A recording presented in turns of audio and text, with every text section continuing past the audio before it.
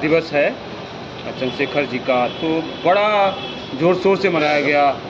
क्या लग रहा है अब इसके बाद उनको भारत रत्न मिलेगा? अभी आपने देखा है कि सम्मेलन ने सर्वसम्मत से एक प्रस्ताव पास किया है। इस देश में चंद्रशेखर जी जैसे नेता बिरले पैदा हो, और चंद्रशेखर जी ने जितना त्याग और बलिदान से इस देश को बनाने का, राजनीतिक कार्यकर्ताओं को बनाने का और एक राजनीतिक माहौल खड़ा करने का जो काम किया है, देश की जितनी भी समस्या रही हैं उन समस्याओं से जूझने का काम किया है। चंद्रशेखर जी के अंदर जो गुण था, जो क्षमता थी, जो प्रतिभा थी, वह संवाद और विद्रोह की दोनों थी। ऐसे जननायक के लिए हम आज यहाँ उनके लिए भारत रत्न के लिए प्रस्ताव पास किए हैं और इस सरकार से मांग करते हैं कि चंद्रशेखर जी को भारत रत्न तत्काल दिया जाए। पंडित जी, आप ईपीएस के लिए भी लड़ते रहे हैं, तो अब आप लोग भी आ गए हैं, तो लग रहा है कि अब मिलेगा इनको भारत रत्न? बिल्कुल मिलेगा। इसके लिए भी हम लोग सड़क पर उतरना पड़ा तो उतरेंगे और भारत रत्न के लिए भी संघर्ष करेंगे। आप क्या कहना चाहेंगे? अब आपके योद्धा सभी लोग जमा हुए आज, अब तो जीत मिलनी चाहिए।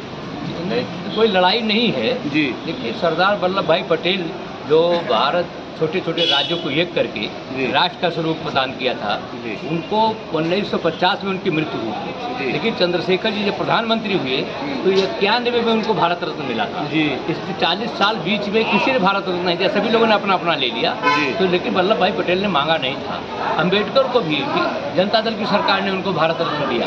कहने का मतलब कि आने वाली जो पीढ़ी है और जो लोग आने वाले जो राजनीतिक दल है, चंद्रशेखर जी के विचार सभी दलों में उनके मानने वाले लोग हैं, उनके अनुयायी हैं, इसलिए भारत रत्न उनको मिलेगा, ये जो हमें पूरा विश्वास है। आप क्या कहते हैं? चंद्रशेखर जी को बड़ा कार्यकाल बहुत कम समय का रहा, उनके जो न्यायी थे, जो विरोधी थे, उनका विरोध करते, आपको ऐसा क्या देखिए, चंद्रशेखर जी अपने व्यक्तित्व से, अपनी सूझबूझ से, अपने सामर्थ्य से देश को नई दिशा में ले जाने की सामर्थ्य रखते थे।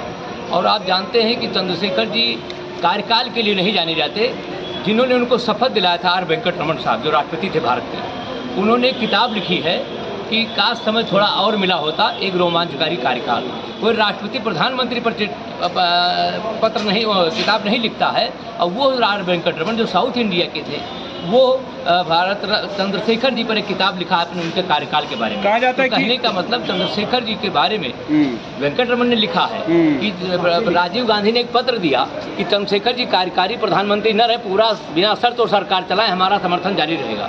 चंद्रशेखर जी से जब राष्ट्रपति ने उनको सुझाव दिया कि राजीव गांधी का पत्र है, आप जो है सरकार चलाइए, तो चंद्रशेखर जी ने कहा कि लोग एवरेस्ट पर झंडा फहराने के लिए जाते हैं, बसने के लिए नहीं, और उन्हें इस्तीफा दे दिया। पूर्ण सरकार चलाने के लिए उन्होंने उस कुर्सी को लात मार दी। क्या कहेंगे? आज 100वीं जन्म दिवस है और चंद्रशेखर जी का, और बड़ी तेजी से मांग उठी है अब उनको भारत रत्न देने। देखिए, भारत रत्न तो एक बड़ा सवाल है ही है।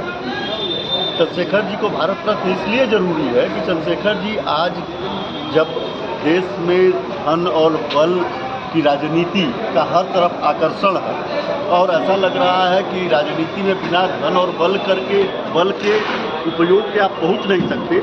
ऐसे में चंद्रशेखर जी का व्यक्तित्व एक प्रेरणा है, एक उम्मीद है, एक आशा की किरण है, जिससे गांव और शहर दोनों तरफ का एक नौजवान देश के राजभवनों की तरफ झांक सकता है और ये मान सकता है कि अभी भी जगह उसके लिए खाली है। इसलिए भारत रत्न को ऐड करके